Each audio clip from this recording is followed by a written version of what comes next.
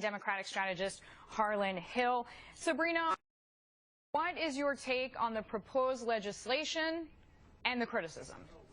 Well, look, I think after a tragedy like Orlando, and it really is a horrifying event in American history, I think that gun laws make us feel good, but we do have to step back and ask, how are these going to make us safer? And something that has struck me in sort of the days and week after this event is that, we have a lot of gun laws in place that were in fact working. If you remember, there was a gun store that contacted the FBI and said that Mateen was someone that made them worry. They did not sell a gun to him, and the FBI did nothing to follow up. And that is something we've heard from the president himself, that we have so many laws on the books that simply are not already being enforced. So, Sarah, let me follow up, if you don't mind, on Sabrina's point, which is to say the gun store owner did what he was supposed to do, and the FBI had a hard time following up for numerous reasons that we've been talking about for the past week. Even a former FBI employee saying, look, the FBI's hands are tied sometimes, even when they have great leads.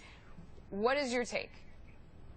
Well, this highlights a problem that conservatives have brought up again and again, which is enforcing the laws we have and finding suspicious people when someone does see something and say something.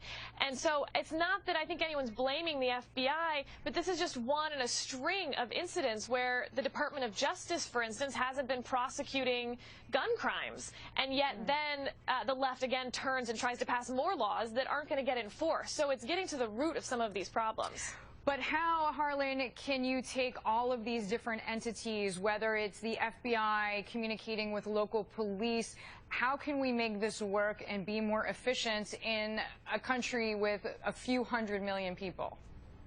Right. I mean, look, the only thing that I saw proposed here that I think would be meaningful at all was streamlining the way that government agencies, both state and federal, communicate as to, who should be allowed a gun.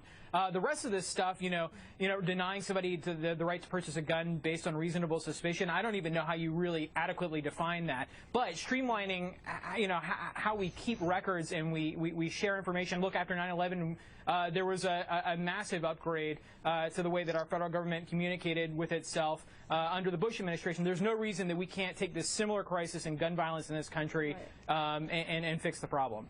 Sabrina, back to you. There were lawsuits, of course, against the gun makers, the companies that made the guns used in Newtown, Connecticut. It is said that there are lawsuits being put together now in the same vein from the Orlando victims' families. What is your take on that?